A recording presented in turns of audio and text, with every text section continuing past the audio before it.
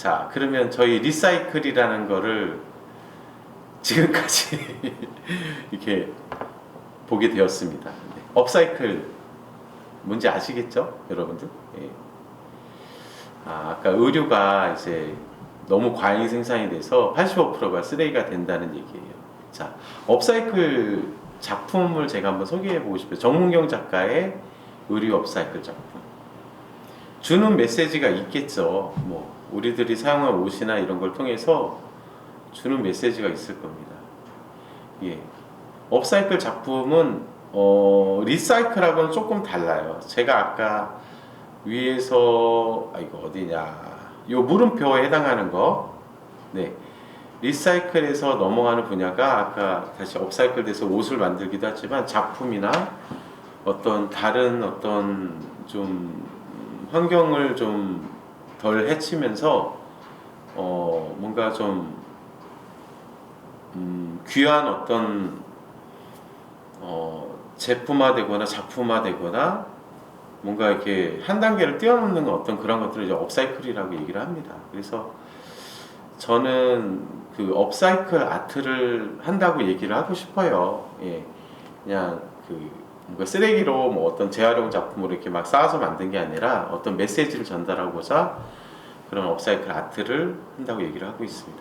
예. 이게 저의 작품인데 비상이라는 작품이에요. 저희 아버지가 3년 전에 돌아가셨는데 꿈이 있으셨어요.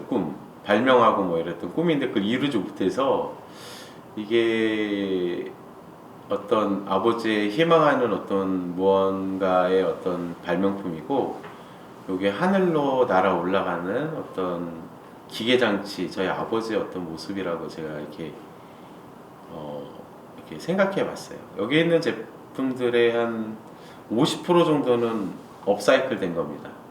여기에는 나무 부품이나 뭐 이런 것들, 여기에 있는 밑에 있는 아크릴 제품들, 이런 것들 뭐 폐기되거나 버려진 거를 이렇게 제 재단에서 만들었어요. 요 작품, 요거 한번 채팅에 한번 쳐볼까요? 이거 뭐 같아요? 뭔가 막 이게 병이 막 블룩블룩블룩한데, 네, 한번 맞춰보시겠어요? 채팅으로? 네, 뭘까요? 뭘 상징하는 걸까요, 이거? 요거는 아시겠죠? 이게 닭이 한 마리 있습니다, 닭. 네. 네. 야자수, 나무, 화장품 용기는 맞는데요. 네. 이게 맞아요. 야자수 나무 이게 비슷합니다. 이게 칵투스라고. 네, 선인장이에요. 선인장. 네. 근데 요걸 돌리면은 이 선인장이 막 돌아가요. 요 위에 닭은 선인장 위에 앉아 있는 닭입니다. 이 닭도 돌아갑니다. 아모레 퍼시픽에서 이니스프리라고는 뭐 이제 뭐 회사 브랜드지만 여기서는 제가 이 기업이 좀 잘하고 있는 게 뭐냐면 이 화장품 용기들을 오산에 있는 리사이클링 센터라고 거기에 전국에 있는 이 화장품 공병이 수집이 돼요. 왜냐하면 이분들이 하는 게 그거더라고요. 물건을 팔지만 사람들이 그 물건을 가져왔을 때 이거 포인트로 또 돌려준대요. 물론 상업적인 것도 있겠죠. 그럼 그 포인트를 모아서 또 뭔가를 사고 그런대요. 근데 이 사람들은 그래서 공병을 수집해서 오산에 있는 업사이클 센터라는 곳에 이런 톤백이라고 엄청 큰 톤백이 있어요. 이렇게 큰 자루 보신 적 있는지 모르겠지만 지게차나 이렇게 막 이런 걸 드는 거예요. 하루에 그런 톤백이 한 20개씩 들어온대요. 전국적으로. 어마어마한 양이에요. 어마어마한 양이 들어오는데 이분들이 이거를 갖고 와서 분리를 또 여러 가지로 분리를 하더라고요. 근데 바꿔 생각해 보세요. 이런 작업을 안 하면은 그런 20개 정도의 20톤 정도에 되는 용기들이 한 회사에 그 용기에 들어갈 만한 이 빈 공병들, 이런 화장품, 쓰레기 이런 것들이 어디로 가겠어요? 그냥 쓰레기 봉투나 뭐 버려지거나 아니면 그냥 일반 그냥 재활용에 그냥 섞어서 버리는 거예요. 그 안에는 화장품도 많이 있을 텐데, 그쵸? 바꿔 말하면은 그렇게 버려진다는 거죠. 네. 근데 어쨌든 저는 이 작품을 통해서 뭐 그 업사이클 돼서 뭔가 재미있는 작품으로 순화해보자 이렇게, 그래서 이렇게 작품 만들었고, 이 작품은 페트병으로 제가 등을 한번 만들어 봤어요. 요 컬러풀한 것들이 페트병 용기 뚜껑인데, 그걸 하나하나 다 오려가지고 요런 데도 이렇게 그 페트병 세척을 해가지고 이렇게 해봤습니다. 요거는 그 플로링인데요. 그 나무 원목마루를 이렇게 깔다 보면은 남는 것들이 있어요. 근데 정말 놀란 게, 제가 아파트 이렇게 좀 공사도 좀 가보고 했는데, 아파트에 이렇게 리모델링, 아니 이게 리모델링이 아니라 처음에 이렇게 잘 만들어 놓잖아요. 근데 입주하기 전에 한 번도 안 쓴 옷장, 한 번도 안 쓴 그런 배치된 빌트인 된 것들을 다 뜯어서 버려요. 왜냐? 더 좋게 해서 입주하고 싶은 마음에 제가 그거 보고 너무 충격을 받았어요. 정말 진짜 한 번도 안 쓴 그런 것들을 그냥 쓰레기 그 커다란 벌크 컨테이너에 그냥 막 때려 부숴서 버리더라. 우리나라가 그런 나라입니다. 그래서 거기에 나온 또 마루 자재들이 있는데, 그거를 하나하나 켜가지고 제가 작품을 만들었습니다. 제목은 워터폴이에요. 예전에 여행을 나야가라 워터폴을 갔었는데, 한 몇 킬로 전방부터 그 폭포가 막 떨어지는 소리가 들리면서 굉장히 웅장하게 이렇게 봤던 기억이 있어서, 이 나무들이 막 부딪히면서 내는 소리가 그 어떤 폭포수에서 나오는 일렁이는 파도 술렁이는 그런 느낌이 들어서 만든 겁니다. 네, 이런 것도 이제 업사이클 작품이에요. 업사이클 아트라고 합니다. 네, 아까 그 선인장 작품 있죠? 한번 볼까요? 네, 이렇게 핸들링해서 돌리면은 여기에 지금 한 400개 정도 되는 촉수들이 있어요. 근데 이게 이 안에는 굉장히 복잡한데, 이게 막 돌아갑니다. 막 돌아가면서 막 이렇게 왔다 갔다 왔다 갔다 왔다 갔다 합니다. 그리고 위에 있는 이 닭도 막 돌아가고요. 다시 한번 볼까요? 핸들링 하면은 여기 축으로 전달돼서 이런 빈 공병들이 막 돌아가고 있어요. 네. 그래서 사람들이 만들어 보고 싶죠. 예, 만들면 좋습니다. 네, 만들 수 있습니다. 누구나. 네. 오래 걸릴 거예요. 시간이. 네, 그래서 저는 그 키네틱 아트를 하지만 앞에다가 뭐라고 지칭하냐면 업사이클 키네틱 아티스트라는 저는 호칭을 쓰고 싶어요. 네. 우리나라의 키네틱 작가들이 뭐 최우람 작가라든가 뭐 몇 명 없지만, 예, 각각이 이제 하는 게 다 다르거든요. 이렇게 움직임을 위한 작품을 하는 사람이 있는가 하면, 저는 사실 이 움직이는 거는 이 작품 오브제들을 뭔가 잘 표현하기 위해서 움직임을 쓰는 거지, 작품의 제목, 주인공은 저는 이 재활용품을 저는 선택을 했어요. 그래서 뭐 와인병이라든가 화장품 공병이라든가 플라스틱 병이라든가 뭐 폐자재라든가 그 다음에 폐목재 뭐 이런 것들을 주인공으로 해서 제가 작품을 만들고 있습니다. 네, 다음번은 이제 제가 이제 뭐 환경 강의하는 것 같이 좀 느껴지는데, 제가 작품을 하는 데 있어서 그 부분이 중요하다고 생각해서 제가 이렇게 오늘 이렇게 좀 광범위하게 좀 풀어내고 싶어서 이렇게 했어요. 음식 안 좋아하는 사람 없죠? 네. 자, 우리가 소비하는 가축들.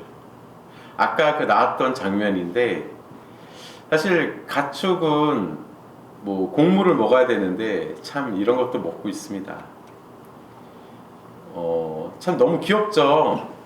돼지도 그렇고 양도 그렇고. 자, 이게 이렇게 변하는 거예요. 네.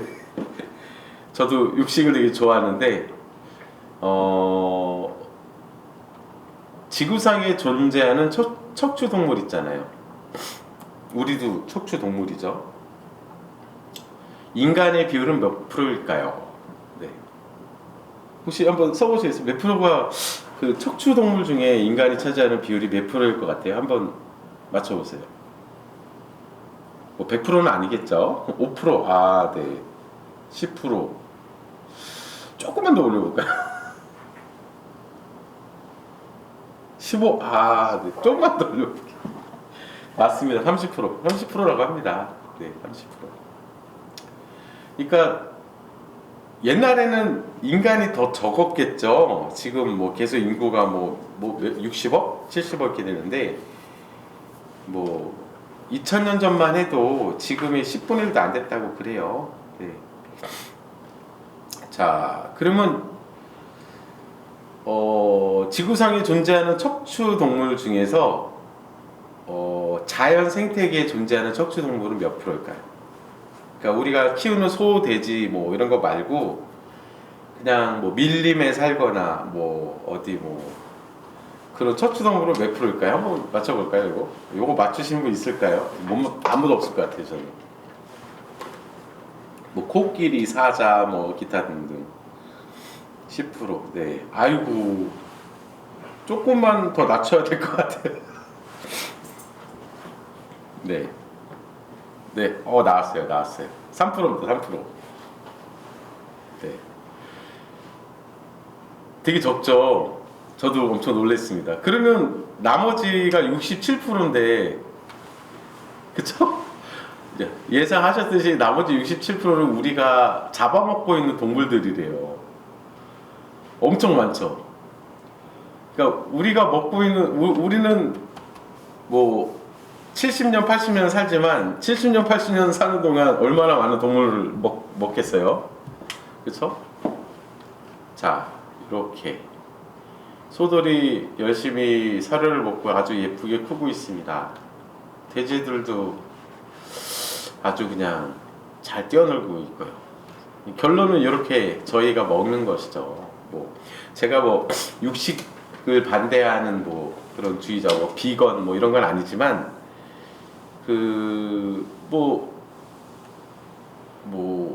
그렇죠. 우리가 인간이 어떻게 보면 신의 조물주께서 이렇게 창조한 그런 우리가 특혜받은 어떤 인간 뭐 이렇게 생각해야 될지 모르겠지만 아무튼 우리는 육식을 많이 소비를 하고 있습니다.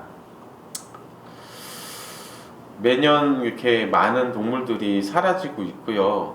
하루에 70여 종의 생물체들이 사라지고 있대요. 그러니까 앞으로 50년 후에는 1300만 이상의 생물종이 있을 것으로 추정되고 그 나머지는 다 사라지는 거죠.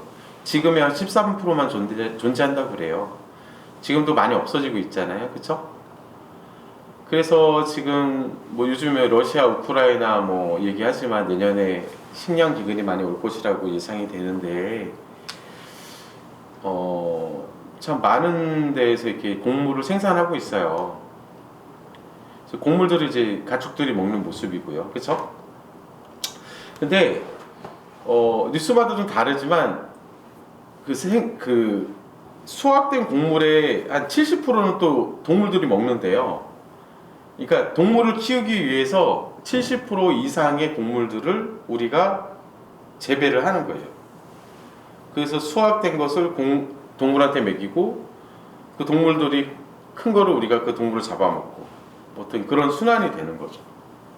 근데 이제 내년에 이제 올해 뭐 전쟁 때문에 곡창지대는 우크라이나나 뭐 러시아 일대 이런 데서 파종을 못 해가지고 내년에 수확이 딸리면은 우리가 먹는 것도 줄고 동물이 먹는 것도 줄고 그러면은 뭐 여러 가지 또 교란이 오겠죠. 예. 뭐 이런 한편에 또 에너지들 또 곡물들 이런 것들이 또 쓰이는 것들이 이렇게 동물한테도 많이 가는구나 또 우리가 그런 걸 또 많이 먹고 있구나 이런 걸 제가 좀 알려드리고 싶었어요. 네. 자 이제 에너지로 한번 가보겠습니다. 이제 식량하고 가축 활성화 에너지 화력발전소 저는 예전에 화력 빠져서 이제 디젤 뭐 벙커시움 뭐 이런 거 떼는 걸 알았지만 LNG, LPG도 은근히 많더라고요. 근데 그 중에 또 하나는 화목이라는 게 있어요. 이렇게 목재 같은 거를 해가지고 발전소를 이렇게 발전을 하더라고요. 근데 여러분 아시겠지만 그 우리 천연가스, 그러니까 LPG는 이제 그 벙커시우 이게 석유 이렇게 정제하는 과정에서 나는 가스고, 디젤이나 그 휘발유 이런 것들은 이제 원유에서 이제 추출하잖아요. 근데 원유가 여러분 아시다시피 원유가 그 석유 이게 딱 그 아주 검은색 그게 그냥 우리 그냥 농담 삼아 저희들 얘기할 때 그냥 이거 공룡 기름이다, 공룡 기름. 그러니까 옛날에 이제 공룡들 많이 죽어가지고 근데 그게 맞는 말이기도 해요. 왜냐하면 식물하고 그런 동물들의 사체들이 그게 뭐 이렇게 썩고 뭐 하면서 뭐 침식되고 막 그렇게 돼서 이게 저희가 뽑아 쓰는 건데 이걸 제가 좀 사람으로 한번 바꿔보고 싶었어요. 와, 인간들이 많이 죽어서 막 그런 것들이 미래의 어떤 또 다른 어떤 인간 말고 더 작은 어떤 생명체들이 막 우리의 그런 걸 뽑아서 막 연료로 쓰고 있다 생각하니까 너무 끔찍한 거예요. 근데 그 휘발유도 여러분 상하는 거 알아요? 그러니까 상하는 이유가 이 영원한 게 이게 뭔가 해가지고 이걸 놔뒀을 때 휘발유도 상한대요. 그래가지고 이게 생명체에서 나온 건 맞긴 맞나 보다 저 그 생각을 했어요. 근데 여기에서 저는 화목 그 나무를 이렇게 떼서 하는 거는 어떻게 보면은 저는 조금 인정은 되더라고요. 왜냐면 우리가 나무를 심어서 나무를 베고 또 나무는 자라잖아요. 근데 이런 그 내연기관에 쓰이는 어떤 디젤, 휘발유 이런 것들은 이렇게 한정이 된 겁니다. 이렇게 매장량이 한정이 돼 있어요. 또 만들 수가 없어요. 그래서 우리가 대체해서 나타난 것이 원자력 발전이에요. 원자력 발전. 네, 그렇죠? 연료봉에 어떤 또 반응이 인해서 열이 확 나가가지고 이렇게 원자력 발전. 그러니까 화력 발전, 원자력 발전의 특징은 뭐 다 아시겠지만 이렇게 보면 이게 수증기거든요. 물을 끓여요. 물을 막 끓여요. 그럼 수증기가 막 팽창하면서 엄청난 압력으로 이게 분출이 되잖아요. 이렇게 그거를 터빈에 돌리는 겁니다. 그래서 그 저희가 모터 들어가서 터빈이 막 돌아가면 거기에서 그 전기가 발생이 되는 거예요. 자, 이 열이랑 나머지 에너지는 다 방출이 되는 거죠. 하늘로. 그렇게 되면 뭐 또 다른 어떤 기온이나 여러 가지 이상이 오겠죠. 자, 원자력 발전을 그래서 뭐 차세대 뭐 무슨 클린 에너지다 뭐 기타 등등 얘기를 하고, 그런데 저는 사실 반대예요. 왜냐하면 물론 이렇게 발전을 해서 뭐 하늘이 맑고 뭐 깨끗하고 그럴 수는 있겠죠. 그렇지만 그 이후에 어떤 사고나 여러 가지 한 번의 실수가 이 세상을 멸망시킬 수 있다는 생각에 저는 사실 반대입니다. 그리고 뭐 지금도 단가가 계속 비싸지고 있기 때문에 요 다음 화면 보면 아실 거예요. 여기 미국에 있는 원자력 발전소 막 그거거든요. 표시를 한 건데 뭐 지금 더 많을지는 모르겠어요. 근데 미국은 아직은 원전을 30년 동안 짓지 않았다고 그래요. 앞으로 더 지을지는 모르겠지만. 근데 더 충격적인 사실은 이 중국이에요. 중국. 여기에 보면은 건설 준비 계획이 188기라고 합니다. 다 이렇게 많아요. 우리나라도 지금 지은 게 있죠. 21기고 앞으로 지을 예정인 게 4기예요. 4기. 운영 중인 게 21기고 건설 중인 게 7기예요. 대부분 해안가 남쪽이나 동쪽에 있죠. 일본은 앞으로 뭐 12기를 지을 예정이라는데 지금 잠정적으로 그 이쪽에 쓰나미 때문에 여러 가지 뭔가 충격적인 그런 이슈 때문에 LPG로 발전을 많이 바꿨다고 그래요. 근데 좀 앞으로 어떻게 될지 모르겠어요. 근데 여러분들 이게 특징 보면은 뭔가 공통점이 있는데 한번 맞춰보시겠어요? 미국하고 중국, 한국, 일본하고 미국하고 이렇게 보면은 지도상에 보면은 뭔가 특징적인 거 한번 맞춰보시겠어요?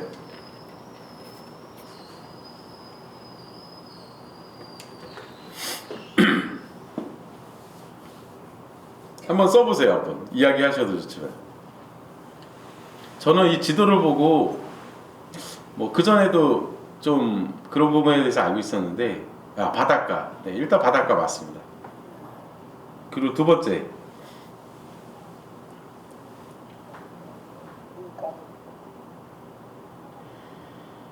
미국에 보면은 이 서쪽에는 이 캘리포니아주가 약간 친환경적인 그런 것도 있지만 이쪽에는 없어요. 우리나라도 서해에는 없어요. 중국도 이쪽에 많이 집중돼 있어요. 일본은 이쪽에 있다고 하지만 제가 보기에는 편서풍입니다. 편서풍. 그러니까 바람이 우리가 지구와 자전을 하면서 요쪽에 만약에 문제가 생기면은요 원전 어떤 그 방사능이 다 이쪽으로 흘러가게 돼 있어요. 이쪽으로 동쪽으로. 그러니까 여기에 방사능이 터져도 미국 내륙으로는 가는 거는 좀 막을 수 있는 거겠죠. 중국의 이 동해안에 다 몰려 있습니다. 여기서 원전이 하나가 터지면은요 우리나라는 이제 끝이에요. 끝. 우리나라 동해에서 터지면 일본이 피해를 받겠죠. 제가 보기에는 그런 것들도 뭐 안전하다고는 하지만 다 어느 정도 생각하고 만드는 것 같아요. 사람들이.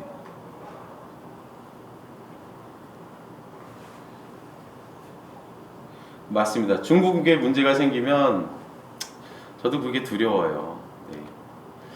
그래서 그린 에너지를 한번 지금 이제 뭐 유럽 쪽에서는 뭐 앞으로 10년 후, 20년, 30년 후 뭐 내연기관 차를 다 없앤다고 그러잖아요. 제가 독일에 4년 전인가 5년 전에 무슨 시설 무슨 답사 때문에 한번 갔던 적이 있었어요. 근데 자가용으로 다 돌아다녔는데 독일의 거기 뭐 땅이 넓기도 하지만 이 풍력 발전이나 뭐 이런 태양광 풍력 발전이 벌써 이렇게 자리를 잡아갖고 에너지의 한 60% 정도를 다 친환경으로 대체를 하고 있어요. 마찬가지로 태양광. 그리고 주택용 태양광이 우리나라에도 많이 보급이 돼 있어서 예전처럼 이렇게 여름철에 에어컨 틀고 피크 치는 것들을 지금은 이렇게 많이 소화해내고 있다고 합니다.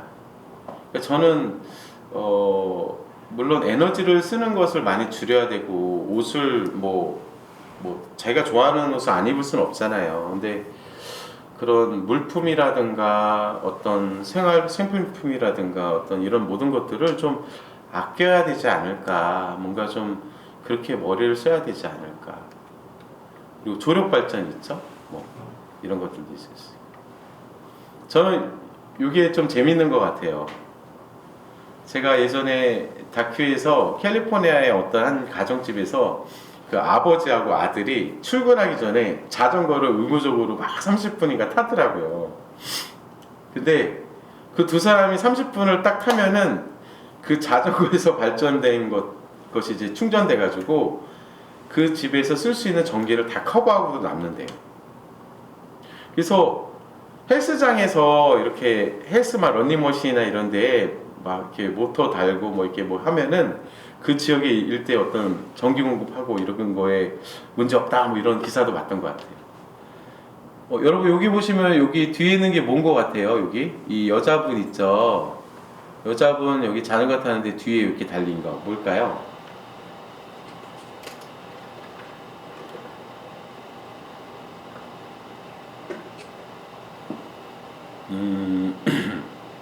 태양광 여기 그거 말고 밑에 여기 자전거 뒤에 달려 있는 거예요. 여기 체인에 달려 있는 거 조그만 거.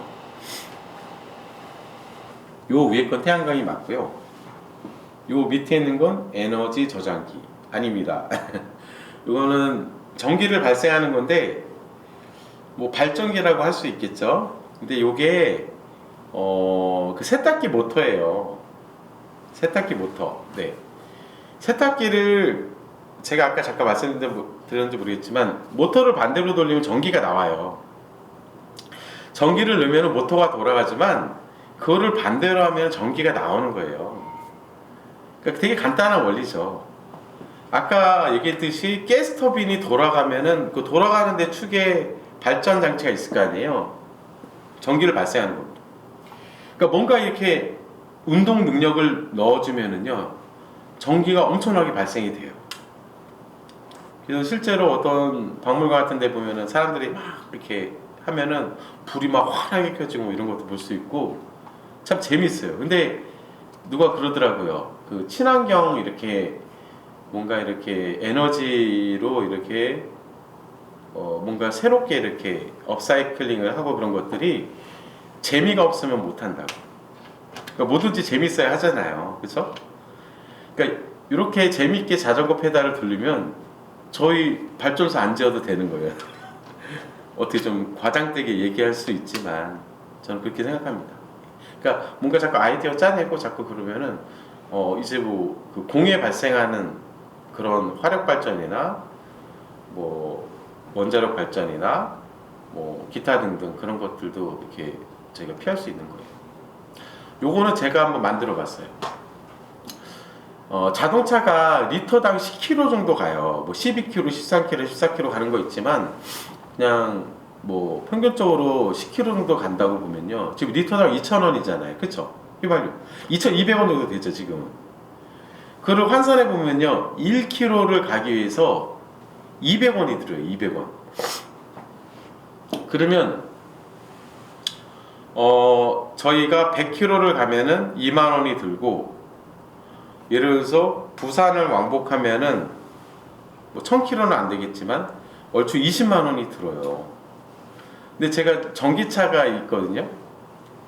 근데 전기차가 그 충전하는 게 1kW당 1kW를 충전하면은 자동차가 7km 정도로 갈 수 있어요. 1kW는 제가 환산해 보니까 뭐 누진세도 있고 왔다 갔다 하지만 뭐 저는 이제 제 공장에서 쓰는데 70원, 80원 그래요. 그냥 100원으로 잡고, 그러면은 전기차는 1kW당 가는데 15원에서 20원 들더라고요. 놀랍지 않아요? 우리가 그래서 제가 하루에 50km를 왕복거리가 50km가 되면은요, 하루에 10,000원 정도 들어요. 10,000원 정도. 365일하면 365만 원이 들고 10년이면 3,650만 원의 기름값이 들더라고요. 근데 왕복거리가 100km인 사람도 있잖아요. 왕복거리가 100km인 사람은 7천만 원이 드는 거예요. 휘발유 값으로. 엄청 크지 않아요? 제가 이제 전기를 충전했는데 그 평소에 기본료랑해서 한 4만 5천 원 정도 공장이 나왔거든요. 5만 원 정도. 제가 한 달 내내 타는데 전기료 얼마 나오는지 아세요? 7만 5천 원 나오더라고요. 그러니까 예전에는 30만 원 넘게 들던 게 전기차를 타다 보니까 3만 원밖에 안 드는 거예요. 3, 4만 원밖에. 왜 그럴까요? 왜? 휘발유도 에너지고 전기도 에너지인데 이유가 있습니다. 전기를 발전해서 우리 집까지 왔을 때 에너지를 써서 이렇게 그 효율을 얻을 수 있는 게 90% 이상이 돼요. 90% 이상. 근데 내연기관 자동차는요, 기술이 많이 발전됐지만 옛날에는 10%가 안 됐어요. 지금은 뭐 20% 낸다고 그러는데, 10,000원이라는 기름을 때우면은요, 우리가 2,000원밖에 못 가요. 나머지 80%는 어디로 간다? 그냥 하늘로 날아가는 거예요. 그냥 열 에너지로 나가요. 그러니까 굉장히 비효율적인 에너지 활동을 우리가 하고 있는 거예요. 지금 우리 지구상에서. 네. 여기까지 일단 이런 제가 작품을 하기 이전에 에너지, 어떤 환경, 리사이클, 업사이클 그런 거에 대해서 제가 설명을 해 보았습니다. 이제 제 이야기를 하려고 그러는데 화장실 갈 시간을 잠깐 드려야 될 것 같아요. 5분만 딱 쉬었다가 제 작품에 대해서 한번 이야기를 해보도록 하겠습니다.